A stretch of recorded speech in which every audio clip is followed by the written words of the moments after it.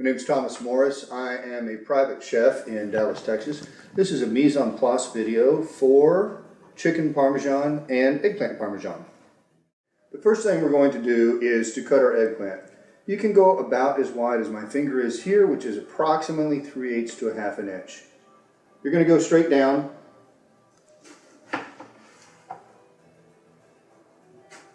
And you're going to do about 3 slices per person, give or take. Once you get your slices cut, put them on a piece of paper. I happen to be using parchment paper here. You can use paper towel. Put your eggplant slices down. Take a generous pinch of salt. I'm using kosher salt, which is a little bit better for this. You can use regular table salt. You don't want too much salt on it. You're going to salt one side, flip them over, salt the other side. These eggplant slices are going to sit now for about 45 minutes. The salt is going to draw some of the water out, and then we're going to wipe it off right before we start. Next up is the onions that's going to go into our marinara sauce. You start off by cutting off the stem end. You want to leave the root end. That's going to hold your onion together. We're then going to cut that down the middle like that. Peel off the outer layer or two so that you get all the paper off.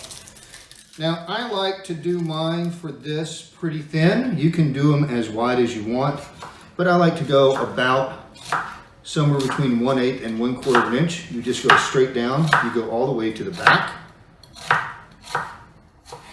And then you turn your onion and you go sideways.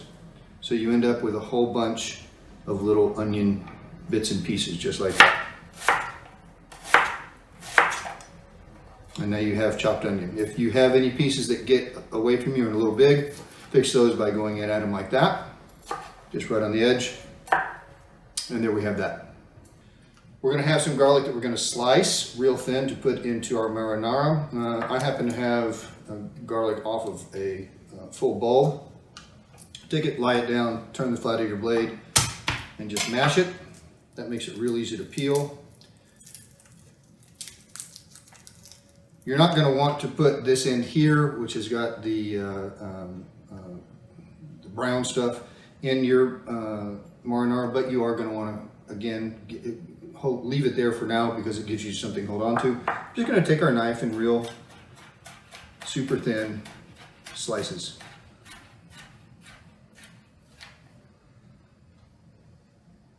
And there's that. Finally, we have our basil for finishing. I've got 3 leaves here. They're all roughly the same size. You're gonna take them here and roll them like a cigar. And then you just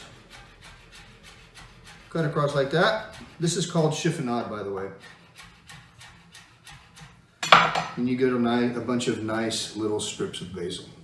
We're now going to prepare our chicken. Cut off any excess fat that there is, if there's any big pieces of it. What you want to do is you want to make certain that your chicken is pretty much the same thickness throughout. And we're going to do that by beating the bejesus out of it. You can do a couple of things. I'm going to cover mine in saran wrap here. You can also put it into a Ziploc bag.